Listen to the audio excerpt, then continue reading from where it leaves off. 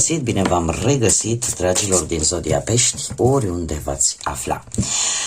Iată-ne din nou împreună la o nouă lectură generală pentru următoarea săptămână a lunii noiembrie, mai precis perioada cuprinsă între 17 și 23 noiembrie inclusiv, așa că toți cei care aveți soarele, luna, Venus, ascendentul în Zodia Pești, această lectură este de asemenea și pentru voi.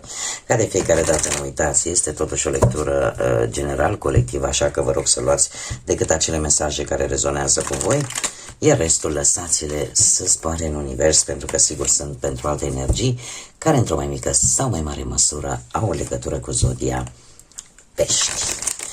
Și haideți să vedem, dragii mei din Pești, care este energia voastră în această săptămână. O energie destul de agitată. Un 5 de spade. Dragilor, se pare că sunteți destul de negativiști, destul de deprimați în această, cel puțin la începutul acestei săptămâni. Energia lui 5 de spade îmi spune că ai senzația că mereu o să pierzi, ai senzația că nu merită să lupți, că oricum vei pierde sau pur și simplu sunteți voi un pic mai răzbunători în la începutul acestei săptămâni pe cei care nu vă apreciază, pe cei care vă provoacă furie, vă provoacă ură și sunteți tentați să răniți, dar nu neapărat fizic, sunteți tentați să răniți cu vorbele, să răniți cu felul vostru de a comunica. Și asta pentru că eu știu că e posibil să fie o nedreptate sau mai multe pe diferite domenii. Dar cinciul de spade este cartea care ne arată și ne indică că trebuie să, cum să spun, să nu te încarci negativ cu nimeni și să intri în conflict cu cine nu merită și cu cine oricum nu se aduce absolut nimic bun. Haideți să vedem acum. Se pare că zodiile de apă sunt destul de agitate în această săptămână. Ce bine pentru dragii mei din Pești în perioada 17-23 noiembrie, atât pe plan profesional, material sau sentimental. Ce bine pentru dragii mei din Pești. Haideți să vedem.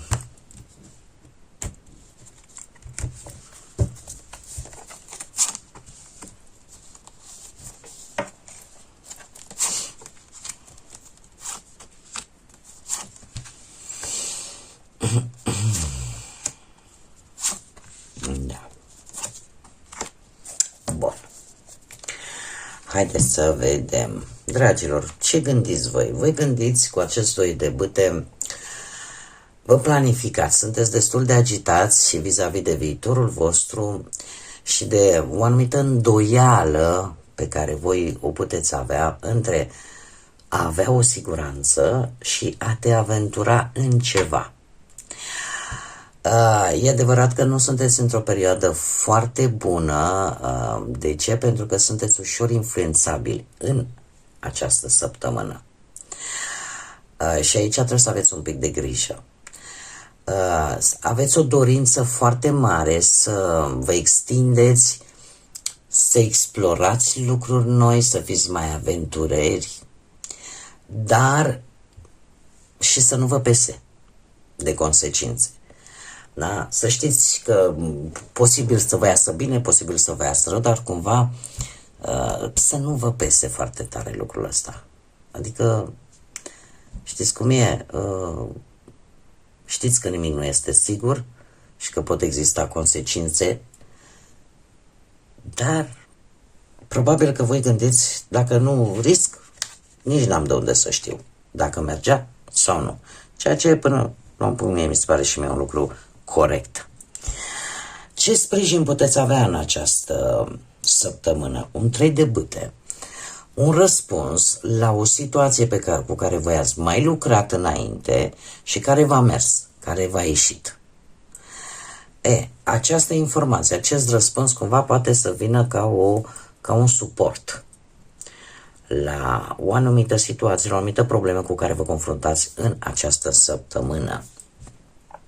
Și trebuie să vă mai spun că nu veți renunța la această idee care, chiar dacă prezintă anumite riscuri, chiar dacă știți că pot avea consecințe, nu veți renunța la ea, pentru că voi veți fi într-o așteptare activă, veți fi într-o așteptare în care sunteți cu un pas, da? Să plecați la drum, să acționați, să treceți la acțiune.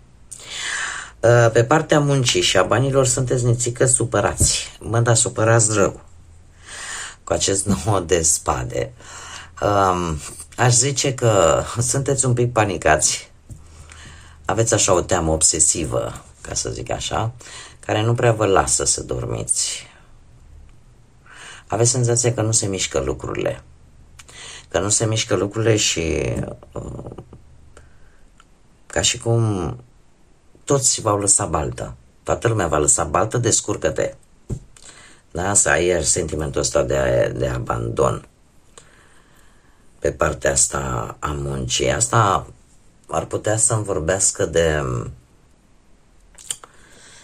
cum să zic eu, de situații în care trebuie să aveți un pic mai multă grijă cu bănuții, cel puțin în această săptămână. Și eu aș mai spune că ați avut voi niște idei legate de viața profesională, de cariera voastră, care v-au cam limitat. Iar aceste idei te-au dus într-o situație în care nu mai vedeai sub niciun fel ieșirea și nici acum nu o vezi. Pentru că nu vezi o anumită soluționare. Și asta îți dă o stare de neputință. Pentru că depinzi foarte mult de alte persoane, atât poate pe partea carierei, cât și pe partea banilor. Și lucrul ăsta se pare că nu prea e de dorit, cel puțin nu pentru voi. Cum sunteți? Exact cum bine am văzut, cum sunteți acum? Acum sunteți cu un 3 de monede, care până la un punct toate sunt bune. E posibil, acum vă mai spun un lucru, e posibil ca și starea asta voastră de spirit, așa de joasă, de furie, de nu mai vreau să depind de nimeni, de m-am săturat, de nu mai contează, scot tot ce am strâns. Trebuie să vă spun că în această perioadă suntem în zodia Scorpionului, care ne îndeamnă foarte tare la a scoate tot veninul, toată supărarea, tot necazul, toată mizeria pe care am strâns-o în interiorul nostru. Zodia Scorpionului e o zodie de apă, la fel ca și voi, și cumva influențează foarte mult zodiile de apă între ele, da? Și te poate face să izbucnești și să scoți pe gură cuvinte pe care mai târziu să le regreți. Dar în același timp, și trebuie să vă spun din proprie experiență, că simți efectiv că te eliberezi. Deci simți așa o liniște interioară, ca și cum ceva s-a golit în interiorul tău și nu te mai chinuie și nu te mai terfelește. Asta așa ca o mică paranteză, că mie îmi place să vă dau exemple reale, nu povești.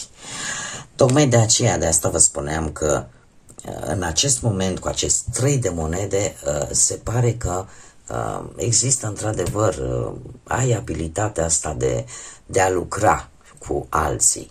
Înțelegi care este importanța colaborării, dar asta nu înseamnă că îți și place. Și că trebuie să fii neapărat, să ai o prietenie sau sentimente de fidelitate vis-a-vis de ei. Cred că aici este problema. Voi aveți încredere în ce știți să faceți. Și sunteți conștienți că trebuie să colaborați, pentru că voi aveți un proiect, poate la care lucrați, și știți că fără colaborarea altor persoane, acel proiect nu poate să meargă înainte. Că e plan, că e proiect, că e dorință. Cumva depinde și de alții. Care ar fi obiectivele acestei săptămâni? Un 3 de spade, că nu se putea mai bine. 3 de spade, obiectivul vostru, eu nu cred că e ca voi să suferiți, nu, nici pe departe, pentru că e, chiar dacă e o carte negativă, fiind pe o poziție zic eu, pozitivă, nu? Nu poți să ai un obiectiv. Dom'le, vreau să sufăr săptămâna viitoare, vreau să mă rup în două de plâns. Nu cred acest lucru, dar haideți să o deslușim. Deci obiectivul vostru pentru această nouă săptămână este de... Aici, într-adevăr, e un lucru negativ. Eu îmi fac datoria să vi-l spun. Și probabil că ar trebui să vă gândiți tare bine la el. Și fac specific acest lucru, este strict pentru o mică parte dintre voi, mai ales doamne, și nu pentru toată lumea. Probabil că unele doamne, unele dintre dumneavoastră sunteți în faza în care vreți să renunțați la o sarcină. Și lucrul ăsta cumva e obiectivul vostru, este ceva ce vă doare, este ceva ce nu vă place și vei suferi mult și încă ai îndoieli mari. Am încheiat acest aspect pentru toți ceilalți, pentru toată lumea. Acest 3 de spade, ca și obiectiv, este acela de a renunța la un proiect sau la o idee care ție ți-a adus mai multă suferință decât lucruri bune și ți-a adus mai multe îndoieli, mai mult decât ți-ai fi putut tu imagina. Și mai ales când ai o certitudine că cineva totuși te urăște, nu este lângă tine așa cum ar trebui. Și mergem mai departe. Ce piedici pot apărea? Piedica care poate apărea, trebuie să vă spun că mi-a apărut și la Zodia Vărsător, nu știu dacă are sau nu legătură, dar avem moderația. Oricineva din Săgetător care încearcă să vă controleze emoțional, mare atenție, chiar dacă nu și mental. De ce spun De ce spun acest lucru?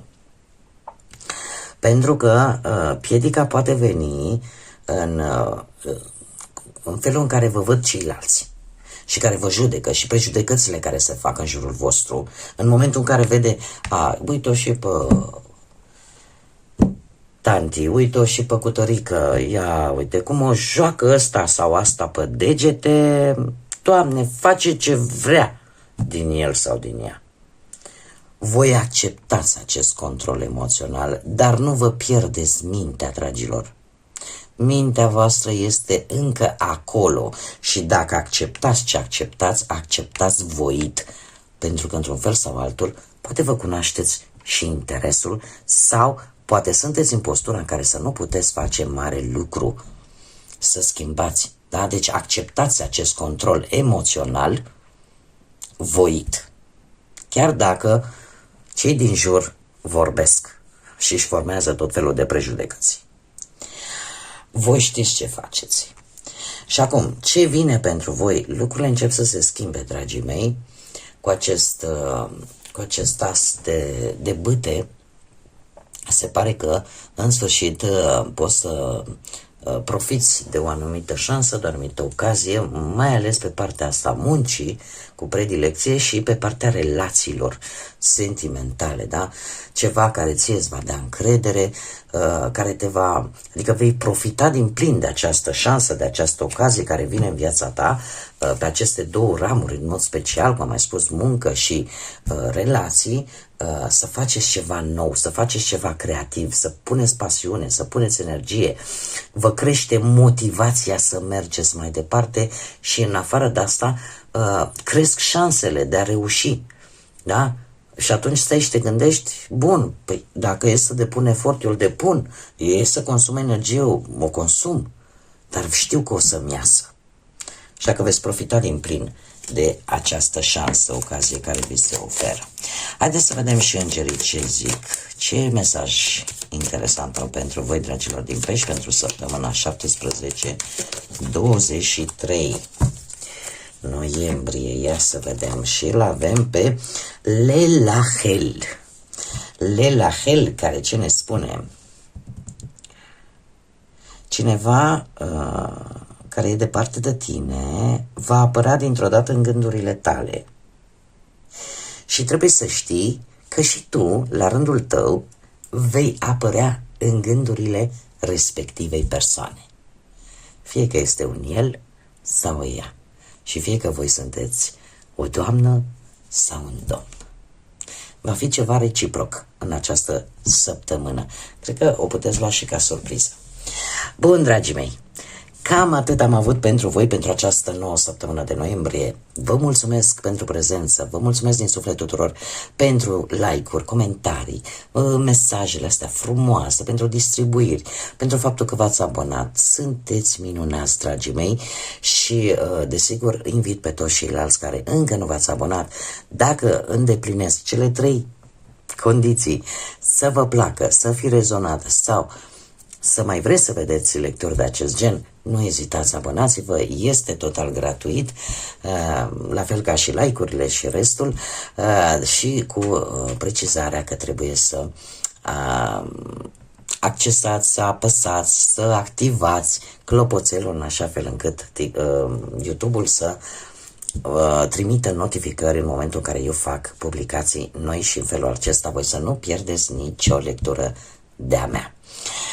Până data viitoare, când ne vom reîntâlni, să aveți o săptămână minunată, o săptămână liniștită, o săptămână plină de înțelepciune și de multă energie pozitivă. Așa că până la o nouă lectură, numai bine și să fiți iubiți, dragilor!